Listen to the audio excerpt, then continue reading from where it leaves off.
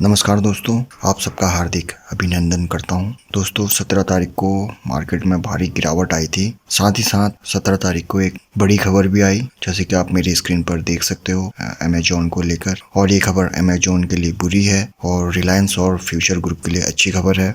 Amazon fined 200 crore deal to buy retailer Futures suspended. CCI suspend Amazon deal with Future. यानी सीधी बात है, CCI भारतीय प्रतिस्पर्धा आयोग, जो कि कॉम्पिटिशन कमीशन ऑफ इंडिया, जिसको कि हिंदी में भारतीय प्रतिस्पर्धा आयोग, उसने अमेजोन और फ्यूचर ग्रुप के बीच में जो डील थी उसको रद्द कर दिया है और साथ ही साथ 200 करोड़ से ज़्यादा का फाइन लगाया है अमेजोन पर। ये बड़ी खबर है दोस्तों बहुत। मंडे को आप रिलायंस के शेयर पर ध्यान देना, क्योंकि ये एक त्रिकोण बना हुआ था। त्रिकोण, ये अमेजोन, रिलायंस और फ्यूचर, और बीच में इनका फैसला फंसा हुआ था और इसी के कारण रिलायंस के शेयर में तेजी नहीं आ पा रही थी। और आपने गौर भी किया होगा, मार्केट ने इतनी शानदार रिकवरी दिखाई पिछले 1.5 साल में, लेकिन रिलायंस ने उसमें पार्टिसिपेट नहीं किया। रिलायंस के अटकने का एक कारण ये भी है। और जो ये सीसीआई है, उसने जो दिल्ली हाई कोर्ट ने आदेश सुनाया था, रिलायंस और फ्यूचर ग्रुप के पक्ष में सुनाया था, उसी के संबंध में ये आदेश दिया है, अपना फैसला सुनाया है। और दिल्ली हाई कोर्ट ने ही इनको बोला था, सीसीआई को, कि इस मामले की और गहनता से जांच कीजिए। थोड़ी सी मैं इसके बारे में जानकारी दे देता हूँ। जैसे ही अमेजोन को पता चला रिलायंस ने फ्यूचर ग्रुप के साथ 24,000 करोड़ से ज़्यादा की डील की है, तो उसको अच्छा नहीं लगा। क्यों?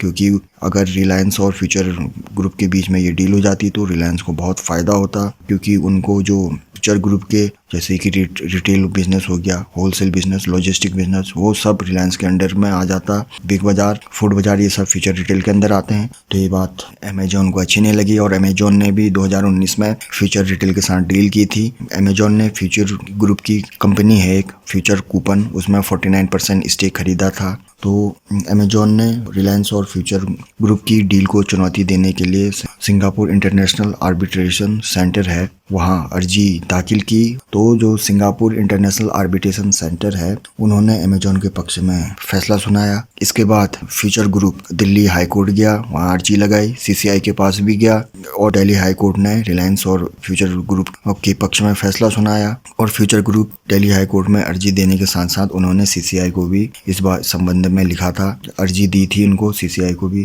तो सीसीआई ने दिल्ली हाई कोर्ट के फैसले को बरकरार रखा है और साथ ही साथ अमेजोन ने जो फ्यूचर रिटेल के साथ डील की थी उसको भी अवैध करार दिया है, 200 करोड़ से ज़्यादा का जुर्माना लगाया है। तो ये रिलायंस और फ्यूचर ग्रुप के लिए अच्छी बात है। तो आप मंडे को रिलायंस के शेयर को मॉनिटर करना। जिसके पास भी रिलायंस का शेयर है, अगर गिरावट आए तो खरीदारी कर सकते हैं। निफ्टी 50 में इंडिविजुअल स्टॉक की बात करें तो रिलायंस का वेटेज सबसे ज़्यादा है। अमेजॉन, फ्यूचर और रिलायंस का जो मसला चल रहा था, उसी की वजह से इसका स्टॉक अटका हुआ था। और अभी हाल ही में सऊदी अरेमको जो रिलायंस के साथ डील करने वाली थी, उसको टेम्परेरी बेस पे विड्रॉ कर दिया है। लेकिन कुछ दिन पहले खबर आ रही थी कि सऊदी अरेमको रिलायंस में 500 करोड़ से ज़्यादा का निवेश करने वाला है, वो भी क्लीन एंड ग्रीन एनर्जी के सेक्टर में। आपको पता होगा, रिलायंस ने जब एनुअल जनरल मीटिंग की थी, उन्होंने बोला था कि हम क्लीन एंड ग्रीन एनर्जी के सेक्टर में भारी भरकम निवेश कर रहे हैं। तो ऐसी बातें सामने आ रही कि सऊदी अरेमको भी रिलायंस के क्लीन एंड ग्रीन एनर्जी के बिजनेस में इन्वेस्ट कर सकता है।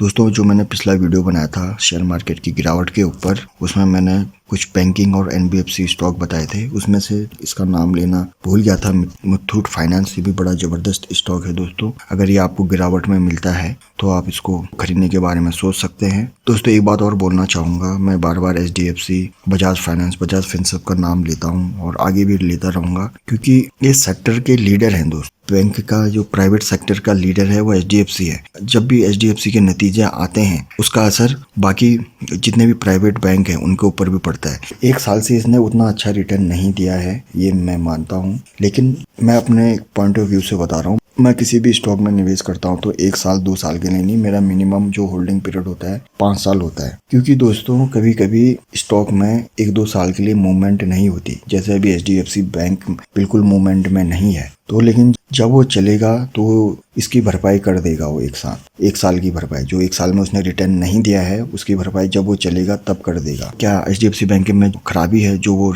1 साल से अटका हुआ है? नहीं दोस्तों, पूरे बैंकिंग सेक्टर और एनबीएफसी में प्रेशर है। जैसे जैसे अर्थव्यवस्था पटरी पे आएगी तो इनका बिजनेस भी चलेगा। तो आशा करता हूँ आपको वीडियो पसंद आया होगा। आप स्वस्थ रहें, खुश रहें। बहुत बहुत धन्यवाद।